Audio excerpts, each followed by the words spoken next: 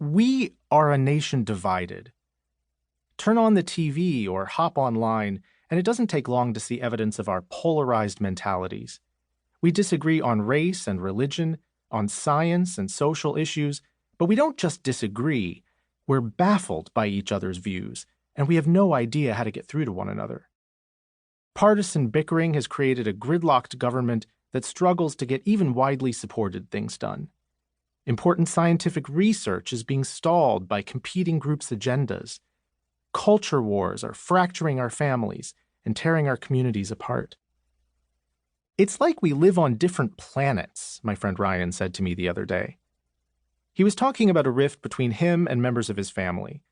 They'd been close at one time, he told me, but in recent years, they'd found themselves more and more often on opposite sides of cultural battles. They were bitterly divided by national politics, by matters of faith and morality, and by shifting cultural views on a variety of issues. Ryan wanted to be able to sit down with his family and talk through their differences, to help them understand where he was coming from, and to hopefully change their attitudes on the issues that mattered most to him. But every time he tried talking to them, he just wound up frustrated. Their views didn't make any sense to him, his didn't make any sense to them, and every conversation seemed to wind up in an argument. Their communication was breaking down somewhere, and the rift between them was widening into an uncrossable chasm. Ryan had eventually fallen into the habit of swallowing his emotions and trying to make nice at family events, but it was eating away at him.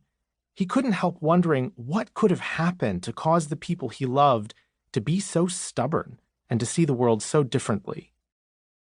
And Ryan's far from alone.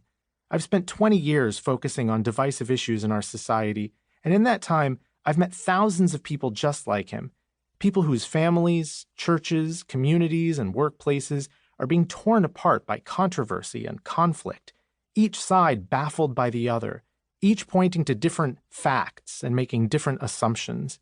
It is, as Ryan says, almost as if we live on different planets.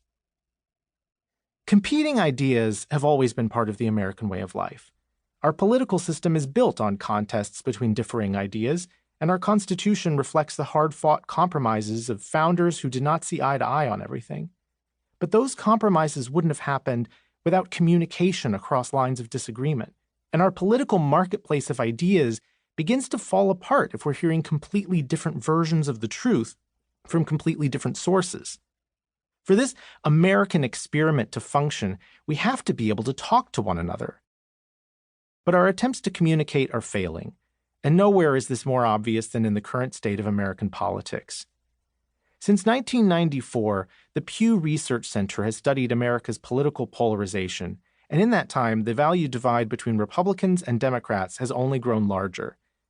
In 2017, Pew found the largest partisan divide in the history of their research, a value gap nearly 250% as large as it had been. Meanwhile, hostility between the parties has skyrocketed.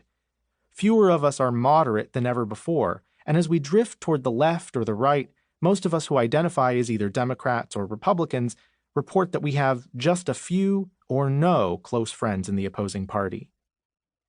Ultimately, though, our political troubles are only a symptom of the underlying disease.